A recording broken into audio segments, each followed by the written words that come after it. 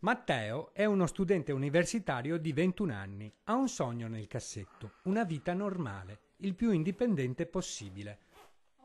Siamo pronti ad uscire, Matteo? Sì, certo. Ma per lui anche uscire di casa da solo e fare una passeggiata nella sua città diventa impossibile. Con la sua carrozzina non riuscirebbe mai a raggiungere nessun posto senza le attenzioni di un accompagnatore. Tutta una serie di marciapiedi che non sono accessibili e auto parcheggiate sopra che purtroppo gli abitanti qua del quartiere non hanno il parcheggio, perciò... Scalini, buche, pendenze eccessive, spazi ridotti, auto parcheggiate sopra i marciapiedi, quando va bene, perché alle volte i marciapiedi nemmeno esistono, costringendo Matteo a percorrere il tragitto in strada con le auto che lo sfiorano.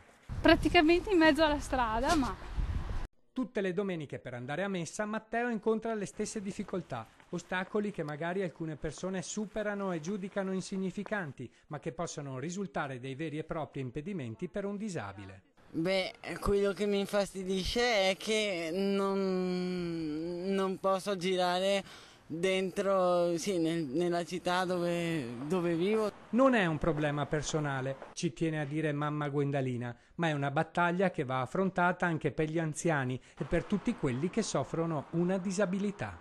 Certo, noi non ne vogliamo fare sicuramente una guerra personale, anzi speriamo che la nuova giunta e il sindaco si diano un po' una scossa per aiutare queste persone, anche perché sono dei cittadini che magari lo hanno anche votato, perciò speriamo bene e vogliamo che qualcosa cambi.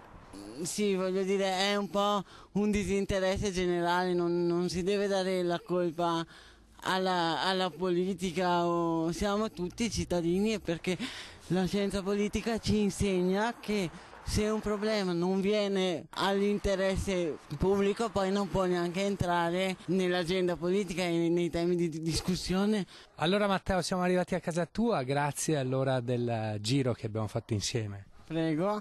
Ecco, io volevo salutare tutti i telespettatori di Antena 3 e fare un appello affinché l'amministrazione si adoperi per risolvere la situazione.